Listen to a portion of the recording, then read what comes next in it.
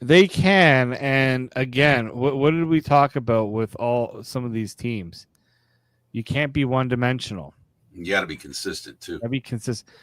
I'm man. We've been the biggest Trey. Everyone, I feel like everyone in the CFL has been the biggest Trey Ford supporter. It's just not working right now.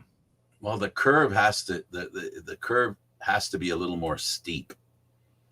Well, I hear people say maybe he's just not a starting quarter. He's not starting quarterback material. Maybe he's, you know, maybe he's not there at this stage of his career.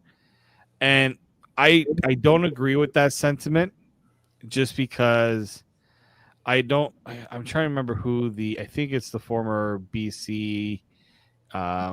the former BC coordinator that's their offensive coordinator. Um like there's got to be some sort of Oh, Maximic? No, I think it's Max Simic. You're right. I think yeah. So like he's the guy that's supposed to get Trey Ford to do in essence what he did with Nathan Rourke. The problem is Nathan Rourke is a higher level talent. Like if we're being honest here, right? Like Well, if history's prologue, right? yeah, I do think that there is definitely room for Trey Ford to grow, and he's still very young. But Edmonton's going to have to. I think this is going to be the time now where you're going to wonder if you know is this is he Can't bail on able to bounce back? they can't bail on him yet. No. They're in. Edmonton made a decision. Their GM made it. Ed Hervey made a decision. By hook or crook, Ford has to match the salary that they've thrown his way. They've made a financial statement. Ed Hervey and the Edmonton Elks made a financial statement saying this is our guy. And it's not that McLeod Bethel Thompson isn't a serviceable starter, but really Edmonton's looking at not just today, they're looking at tomorrow, they're looking at the future. They're Mm-hmm. they're they're hoping that they get on a nice roll with this quarterback, right? And I don't know, there's always been, David, and neither of us has understood, and for the viewers to review a little bit of history with this show, David and I, and our feelings about, if I can take a step further what you're alluding to, we always wondered, why didn't they hand him the ball?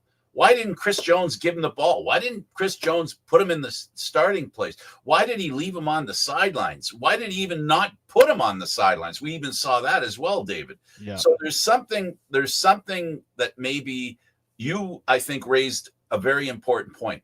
There has to be a relationship with a guy, a mentor that can help find out what makes Trey Ford a better quarterback. Because right now, no one has been able to get in his ear and help him to understand what it takes to be a starting quarterback in the Canadian Football League.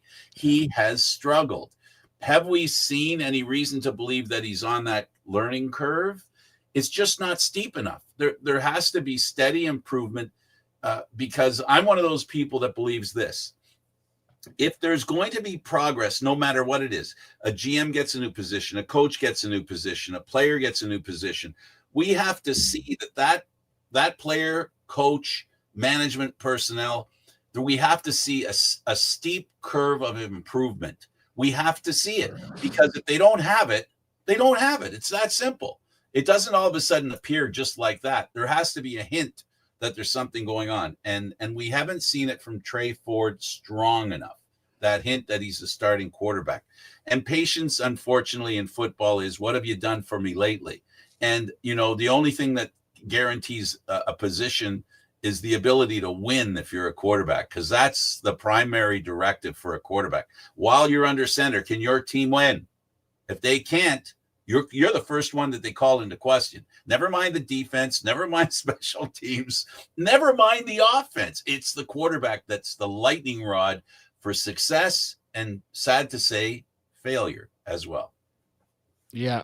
No, and it's and maybe that's just, again, this is his first year to really have that. It's his time, right? He hasn't had that, but he's been around. Like, it's not like he's in year 1 or year 2 of being with the team. Like, they made a big bet on him, right? They made a big bet that he was going to be able to lead this team out of the basement, and it hasn't happened. And I do think having Cody Fajardo there will help. I know some people say, but that means it's easy to turn, which is true. But it also means, okay, if this guy needs a reset, they can go put Cody Fajardo in. They can put him in and say, you know what, they're not at a point where it's a wait. They can wait and see if Trey Ford can get it turned around. They're 1-4. Like, they're already out right now, out of it, but they've got to they got to stop the bleeding. And the only way they're going to stop the bleeding is if let's give Trey a break. Now they're on a bye week, which means he's already going to get a break. But out of the bye, guess who they play? Saskatchewan. So is it right to put Trey Ford into that? Meat grinder? Right. To me, it's probably not. I would probably say you gotta be patient, and you gotta. I mean, what I mean by patient, not force something that's not there.